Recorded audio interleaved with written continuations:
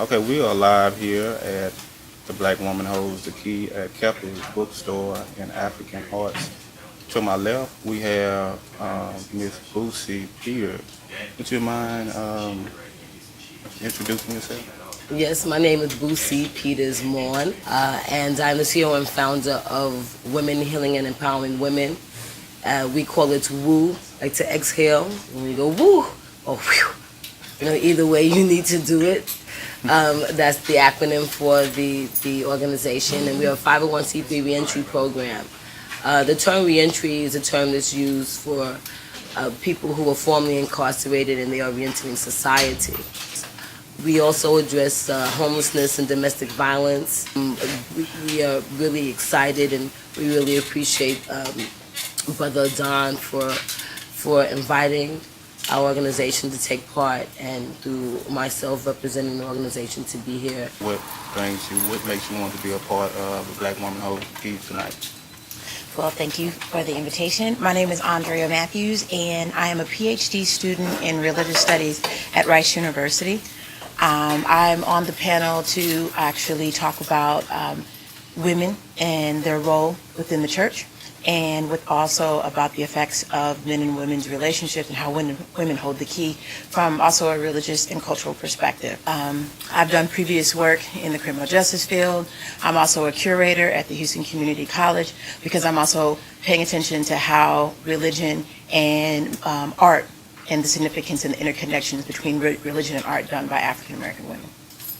Brother Yakana, can you introduce yourself and tell us what makes you want to be a part of the Black Woman Holds the Key tonight? My name is Yakanan. I'd like to first thank Brother Don for inviting me out. Wherever your heart is, wherever your treasure is, there your heart is also. So I would like to first off thank this brother for having me here. And what he has put together here shows exactly where his heart is. So I would like to thank him, and I would also like to thank his mother. I'm going to be dealing with something that's very simplistic. I'm going to be dealing with the mind state, spirituality, getting back to nature. We have to start studying things like trees because it's obvious that we have lost our mind for us to continue to act the way we are and the things that's going on with us right now in our communities. And we're not standing up and fighting for ourselves. Through the Willie Lynch, the emasculation of the Willie Lynch through the black male, we end up getting into a situation that we need to try to climb our way out. But before we can climb our way out, we have to realize that we do have a problem. And so I'll be dealing with matters that's very simplistic as far as that's concerned. Could you please tell us what you're going to be bringing and what makes you want to be a part of the Black Woman Holds? Okay, my name is Rhonda Prince. I am the Vice President and Chief of Operations of Rap-A-Lot Records. I am the Vice President and Chief of Operations of Prince Boxing Enterprise. I have a company called Numbers Made Easy where I do bookkeeping and record keeping. I do a number of things. Working in the field of health a lot. I'm a health awareness advocate.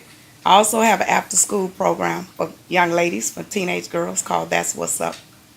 What I hope to bring to this arena this evening is just another perspective from another position, being a business owner and one who has, let me say, left the plantation a long time ago.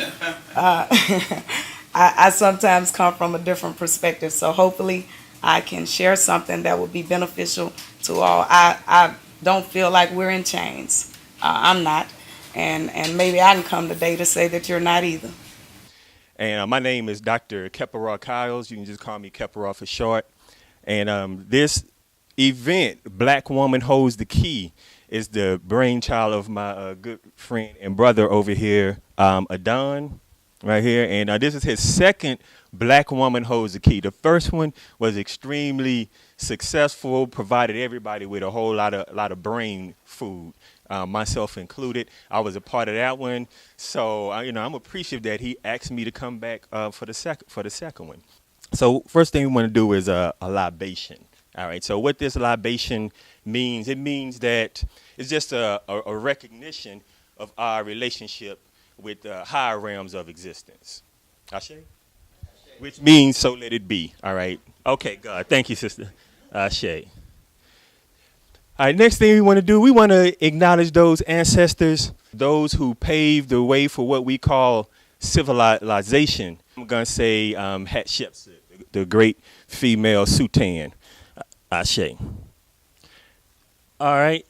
It's important that we acknowledge that feminine energy, the mother principle, life on earth would not be possible without this element. And we want to acknowledge it as it manifests in the human realm. So we want to acknowledge those great family ancestors, the people who know you, that you know, who sacrificed to you, those people who encouraged you when it wasn't clear that you would become the man or woman that you are today. So I'm going to begin. I'm going to say my aunt's name is Irma Sanders. Irma Sanders was a great teacher in the classroom, and she paved the way for a lot of people to come along after us. So I'm going to say Irma Sanders. Ashe?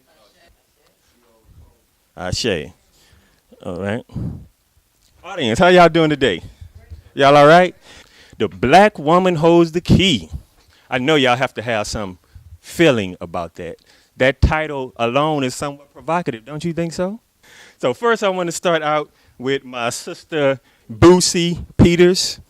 Adon is an author, poet, independent researcher whose focus is in the socioeconomics that affect our society. Andrea is a PhD candidate in African American religious studies at Rice University. Brother Yakanan is a liberational poet, motivational speaker, teacher, and preacher. Miss Rhonda Prince, she is an expert in psychology and social work, owner of Motivate Me Incorporated, which focuses on outreach in the community that encourages people to believe in themselves.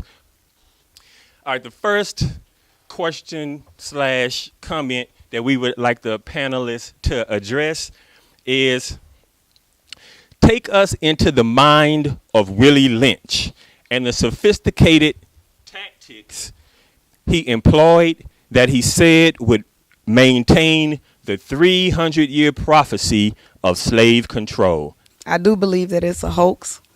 I believe that it was something that was not published until 1993. It is supposed to be a speech, something someone said, a slave master in 1710.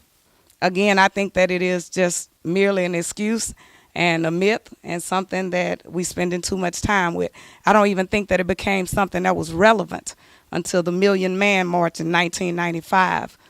And I'm gonna just kind of piggyback off of what Ms. Rhonda said. Quote unquote, it was supposedly be concocted letter, but we make it real. You know, we make it real, and if you can just sit back and look at our reality, you know what I'm saying? Just because one individual makes it, you know, you cannot raise one individual, don't represent your whole nation. So even if this letter was concocted, we still have to address the issue that we deal with in the community, and it is something that's definitely wrong with us. Now, let me answer the question.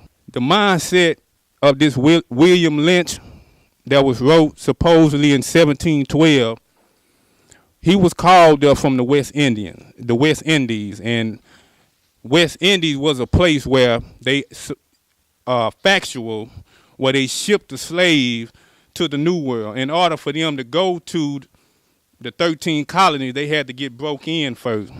So one of the first things that his mindset was of a business person. And so he was like, soon as he got off the boat, he was like, well, wait a minute. I can tell y'all doing something wrong here because I can smell dead bodies miles and miles away. So the tactics that he employed was some of the old ancient Roman European tactics of torture mixed along with some modern sophisticated tactics of psychological tricknology dealing with mainly distrust, meaning old versus young, light-skinned versus dark-skinned, the field Negro versus the house Negro, the male versus female. And these are some of the same things that we see that play out in our community to this very day. Whether this letter was concocted or made up, somebody knew and understood the psychology of a slave. And at the same time, it was documented that we've been slaves in this country for nearly over 300 years. So it's something that definitely needs to be addressed. We need to look at it, look at this mindset of this so-called slave maker, and see, are we living out these same realities, the mistrust. And let me say this before I pass it on. The Honorable Elijah Muhammad said that unity will solve 90% of our problems, but yet we the only race that cannot come together on nothing. So you tell me, audience, is this something that we really need to deal with?